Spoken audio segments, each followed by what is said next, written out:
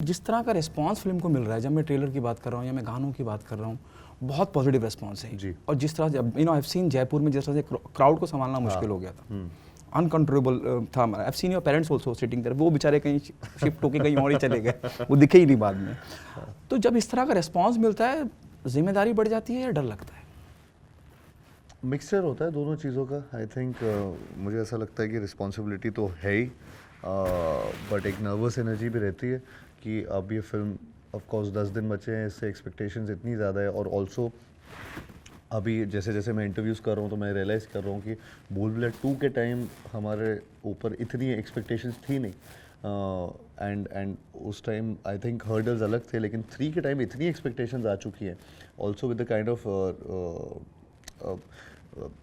Reviews या reception जो trailers को, टीज़र को या फिर गाने को मिला है अभी तक, उसने और ज़्यादा एक्सपेक्टेशन बढ़ा दी है। सो वी आर, मतलब I am taking it in a positive way, and I am just hoping कि मतलब यही तो हम चाह रहे थे, तो अभी वो आगे बस ट्रांसलेट हो once audience just they should just go and get entertain. I think वो इम्पोर्टेंट है। जैसे आपने जिक्र किया, जब जब मैं भूल भुलैया 2 की बात करता हूँ, तब भी अलग अलग तरह के नज़रिए थे, अलग अलग तरह के ओपिनियन थे लोगों के, लेकिन उस पूरे नज़रिए को बदल दिया जब फिल्म बाहर आई और मंजूरी का तो ब्रांड था ही, रूह भाभा ब्रांड बन गया। वो उस तरह का रिस्पॉन्स मिला। क्या आपने भी सोचा था कि ये होगा? एक ओपिनियन था लोगों का कि अरे यार इतनी कल्ट फिल्म है और आप उसको छू रहे हैं, ये वो बहुत तरह की बातें, लेकिन कमर्शियली इतनी बड़ी कामयाब फिल्म हुई, नज़रिया बदल गया लोगों का। आई थिंक एक एस्पेक्ट था इसका भूल भुलैया 2 का, जिसमें ये कैरेक्टर नेम्स यहाँ पे थे लेकिन एक ओरिजिनल कहानी थी। एंड बहुत टाइम बाद एक ऐसी कमर्शियल फिल्म आ रही थी जिसकी कहानी एकदम एक रिलेटेबल फैक्टर भी था, बट एक यूनिकनेस थी स्टोरी को, और वो आई थिंक इसके लिए बहुत वर्क किया इन एन एंटरटेनिंग मैनर। तो वो एंटरटेनमेंट के जो इसका क्वेश्चन था वो बहुत ज़्यादा था। And I think same goes with भूल भुलैया 3। ये भी एक ओरिजिनल कहानी है जिसमें बहुत कुछ नया होने वाला है। कैरेक्टर नेम्स हैं या मतलब मैं कुछ चीज़ों के बारे में बात नहीं कर सकता, लेकिन ये ज़रूर बोलूँगा कि it's a different story, it's a unique story, and वो उसके लिए एक बहुत इस फिल्म के एंटरटेनमेंट क्वोशंट को और ज़्यादा ऊपर करता है। सो मुझे ऐसा लगता है कि ये अगेन लोगों को एंटरटेन करेगी। मैं इसका पार्ट जब से शुरुआत से बनाऊँ, मैंने बहुत इन्जॉय किया है शूट करना वो सीन्स को, चाहे वो हॉरर सीन्स हो चाहे वो कॉमेडी वाले सीन्स हो। So I am really hoping that this also gives the same result, or more. और दौर भी चल रहा है, जब मैं बात कर रहा हूँ हॉरर कॉमेडी का दौर चल रहा है, ये भी बेनिफिट करेगा। और जब मैं ट्रेलर की बात कर रहा हूँ, लोगों में क्यूरियोसिटी है कि भाई दो मंजिली का अलग अलग तरह का नजरिया बन रहा है, क्यूरियोसिटी बढ़ रही है, और the current scenario which is happening in the industry, लोग पसंद कर रहे हैं हॉरर कॉमेडी। मुझे ऐसा लगता है कि हमारा कैंपेन भी इस चीज़ में बहुत अच्छे तरीके से अभी तक रोल आउट हुआ है, जिसमें आई थिंक कहीं ना कहीं पहले माधुरी जी को नहीं दिखाया गया था। पहले जब आपने टीज़र देखा था तो टीज़र में जिस तरीके से विद्या जी का वो कुर्सी वाला सिंहासन उठाने वाला शॉट है, वो उसके बारे में काफ़ी चीज़ें हो रही थी। एंड देन ट्रेलर आया तो फिर माधुरी जी रिवील हुई, and again that created curiosity. Then the title track came, जिसमें अगेन एक अलग तरीके से इंटरनेशनल एक कोलैब पूरा एक आया, एंड जिस तरीके से वो शूट भी हुआ है। सो हर एसेट में कुछ ना कुछ नया आई थिंक ऑडियंस को थैंकफुली हम दे पा रहे, and that was the plan.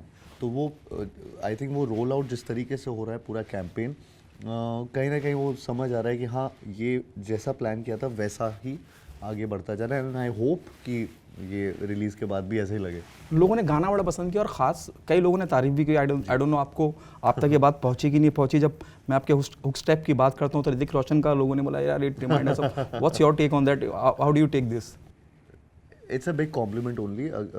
मैं हालांकि ही इज़ समवन जो who is known for his dance steps, and मैं बिल्कुल भी सेम कंपैरिजन मैं कर भी नहीं सकता उनसे,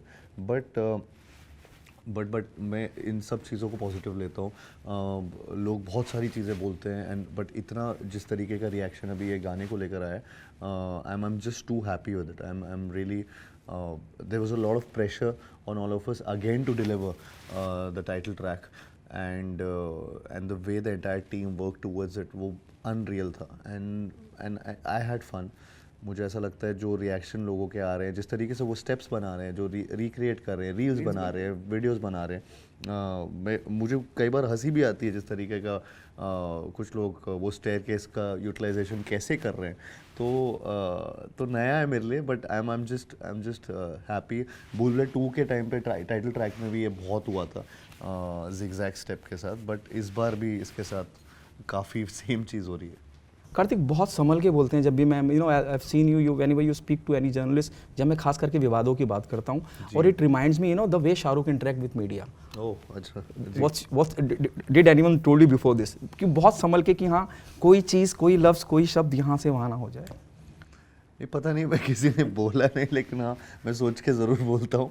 मैं पहले शायद से ऐसे इतना सोच के नहीं बोलता था, लेकिन ऑफ लेटली मैं ये चीज़ों में थोड़ा सा शायद से ध्यान ज़्यादा देने लगा हूँ, क्योंकि कई बार मैं बहुत मुश्किलों में भी पड़ा हूँ, क्योंकि कोई किसी बात का कुछ मतलब हाँ अलग मीनिंग आ जाता है, तो मैं थोड़ा बहुत सोच लेता हूँ, लेकिन इतना भी नहीं। I mean I am trying as, मतलब जितना मैं चीज़ें जो मेरे दिमाग में, मैं वही 99% चीज़ें मैं वही बोल रहा होता हूँ, और एंड आई होप वो इससे कुछ ऐसा बदलाव ना लगे मेरे अंदर। मुझे लगता है कि जिस तरीके से लोगों को मैं जैसा हूँ शुरुआत से रहा हूँ, वो एक पर्सनालिटी ट्रेट है जो लोगों को पसंद है मेरा, मैं उसको लूज आउट भी नहीं करना चाहता, just to be maybe diplomatic in a way. Do you consider Shah Rukh is one of the best speaker in the industry? 100%. What quality you want to you adapt I from think him? his नहीं quality क्या, his mind. So I think वो he उनका जिस तरीके का I think the way he thinks, the way he speaks, the way he anything about him, it's wonderful to learn what he's जो उन्होंने achieve किया आज तक, एंड जिस तरीके से अचीव किया है, तो वो बहुत ही कमेंडेबल जर्नी है, एंड बहुत ही इंस्पायरिंग जर्नी है। मैं आपसे ये तो नहीं पूछूंगा कि आपकी फिल्म का क्लैश हो रहा है, आपको क्या कहना है। मैं इन जनरल आपसे पूछूंगा, जब, और सिर्फ ये पहली फिल्म नहीं है और ना ये आखिरी फिल्म होगी जो क्लैश हो रही है, इससे पहले भी कई फिल्में क्लैश हुई हैं। क्या आपको नहीं लगता है कि मेकर्स को एक नोट पे आके डिसाइड करना चाहिए, when something like this happened, the fans get divide, the audience get divide, कई मेकर्स को कहीं नुकसान ही होता है, दोनों तरफ की ऑडियंस है, दोनों तरफ लोग जाने वाले भी हैं। डोंट यू थिंक इसका भी कुछ एक इलाज, एक सुधार होना चाहिए, एक सोल्यूशन निकलना चाहिए? आई थिंक मुझे ऐसा लगता है कि ये अनफॉर्चुनेटली अगर वैसे देखा जाए तो ये किसी की गलती नहीं है यहाँ। मुझे ऐसा लगता है कि हम बहुत पहले से अनाउंस करके रखे थे फिल्म को, सो हमारी हर चीज़ इसके अराउंड हो रही थी। जैसा मैंने उनकी फिल्म के बारे में देखा, उनका पूरा फिल्म ही it's around that subject. So मुझे ऐसा लगता है कि वो ऐसा सिचुएशन ऐसा बन गया, तो उसमें कोई किसी को कुछ बोल ही नहीं सकता है। तो अब अगर कोई कुछ बोल सकता तो अलग बात होती। तो आई थिंक बट फॉर्चुनेटली ये डेट इतना बड़ा है कि दोनों फिल्मों को मौका मिलेगा, और दोनों फिल्मों के चलने के चांसेस इक्वल है। उसमें कुछ आई थिंक ऐसा नहीं होगा कि किसी ने एक फिल्म देख लिया तो दूसरी फिल्म देखेगा ही नहीं इंसान। वो ये भी देख सकते हैं, ये भी देख सकते हैं, ऐसा ज़रूरी नहीं है कि लोग एक ही फिल्म देख रहे होंगे। तो मुझे ऐसा लगता है कि ये एक ऐसी सिचुएशन बन गई है जिसका कोई सोल्यूशन था नहीं, and now we are in it, but we can all of us can just hope that दोनों फिल्में चलें। कार्तिक, अब तक का आपका सफ़र इंडस्ट्री में, जब आपने शुरुआत की थी और अब तक जिस मकाम पे आप पहुँचे हैं, और जो आपके साथ, जो आपके जिस लोगों ने आपके साथ चालू करियर की शुरुआत की थी, विद ऑल ड्यू रिस्पेक्ट, वो कहीं नहीं है, लेकिन आप कहीं हैं, इस मकाम पे हैं कि इतनी बड़ी फिल्म के सामने ये तो solo hero with Vidya Balan ji and Madhuri ji and all, ये जो जर्नी रही है, whom do you give the credit to, जहाँ तक आप पहुँचे हैं?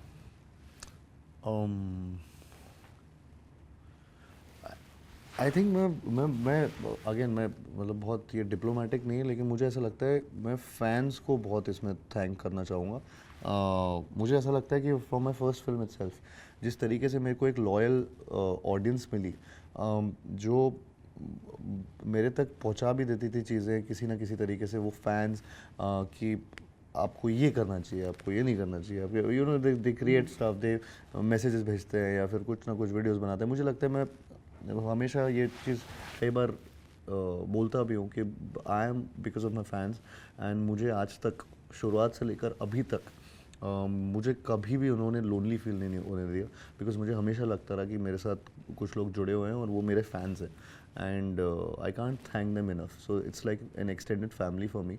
तो मेरी पूरी जर्नी मुझे लगता है मैं उनके लिए बोलना चाहूँगा कि वो उनको मैं थैंक करना चाहूँगा। जब हम फैंस की हम बात कर रहे हैं, और जिस तरह से जब मैं भूल भुलैया 3 की बात कर रहा हूँ, उसका ट्रेलर हो, उसके बाद गाना हो, क्या आपने ये बात नोटिस करी, बहुत बहुत ना के बराबर नेगेटिविटी रही है सोशल मीडिया का, जिस तरह से दखल है और जिस तरह से लोग छोटी बात को सुई की नोक की तरह भी अगर उन्हें कोई लगता है ट्रोल करते हैं, एक बड़ी पॉजिटिविटी रही।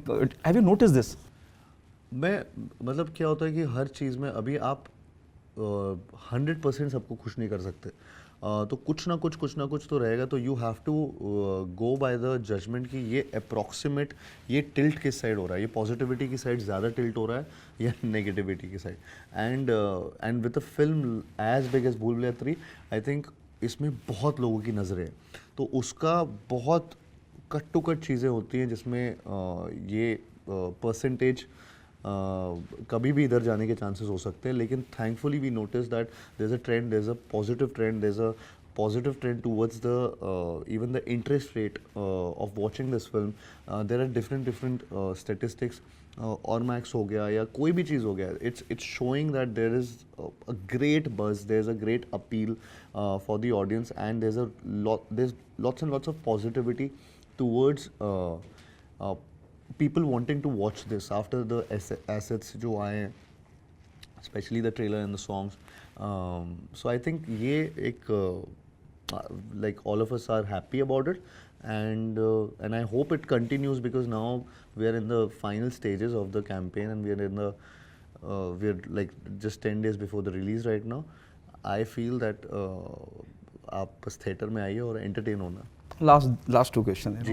Your experience working with Vidya ji and Madhuri Dixit, how's the experience? Unreal experience, मुझे ऐसा बहुत मज़ा आया उनके साथ शूट करके। मुझे विद्या जी के साथ अगेन मैं उनके साथ काफ़ी अभी भी प्रमोशंस चल रहे हैं तो उनको मिलता रहता हूँ, तो she is bubbly, she is someone who's fun loving, और कुछ ना कुछ वो सेट पे मस्ती चलती रहती है जब वो होती है। With Madhuri ji, she is someone I've really looked up to, even with Vidya ji also. So it's like a thing, मुझे ऐसा लगता है दोनों के साथ मेरा it's like a dream come true for me that I got this opportunity to work with them, and that too in a film like this, like Bhool Bhulaiya 3, where it's kind of a face off between Rubaba and Manjulikas also, so I'm just lucky that I'm a part of this world.